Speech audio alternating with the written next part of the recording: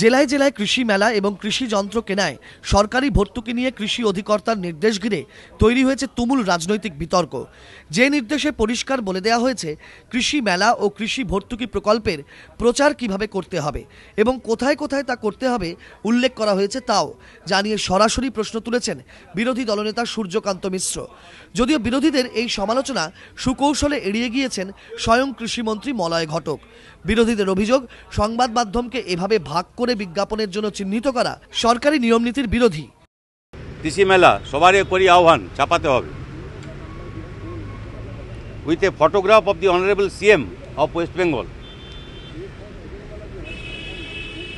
এই background hoarding কি হবে ইত্যাদি, মাল্টি কালার হবে বিভিন্ন শস্যের,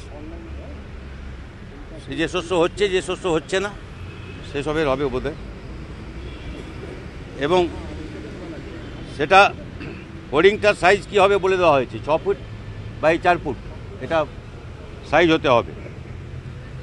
আন্ডারলাইন করে দেওয়া হয়েছে যেটা, সেটা হচ্ছে লক্ষণীয়, besides advertisement of krishi mela is also being broadcasted centrally.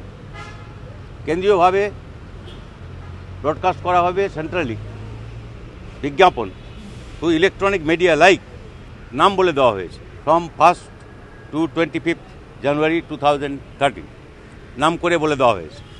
নির্দিষ্ট করে দেওয়া হচ্ছে 4টা চ্যানেল, এটাকে উনি বলছেন যে এটা বৈষম্য করা হচ্ছে, এটা ঠিক হচ্ছে না। ব্যাপারে কিছু বলতে পারবো না, কারণ কিভাবে দিয়েছে আমি ঠিক ডিটেলস জানি না, আমাকে একটু খোঁজ নিতে হবে। সরকারের বিরুদ্ধে এ ধরনের আচরণের অভিযোগ নতুন কিছু নয়।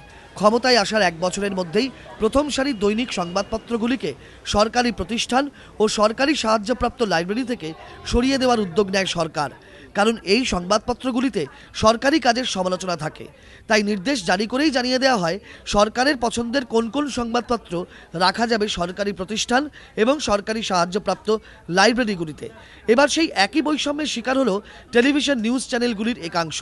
বিজ্ঞাপন দেওয়ার ক্ষেত্রে সরকারের চোখে ব্রাত্য হলো প্রথম সারির বাংলা টেলিভিশন নিউজ চ্যানেল। যে কারণে বৈষম্য করা হয়েছে সংবাদপত্রের সঙ্গে, সেই একই কারণে বৈষম্য টেলিভিশন নিউজ চ্যানেলের সঙ্গেও, এমনটাই মনে করছে রাজনৈতিক মহল। দীপক ঘোষ, বিতনু চট্টোপাধ্যায় ও কমল কৃষ্ণ দে, এবিপি আনন্দ।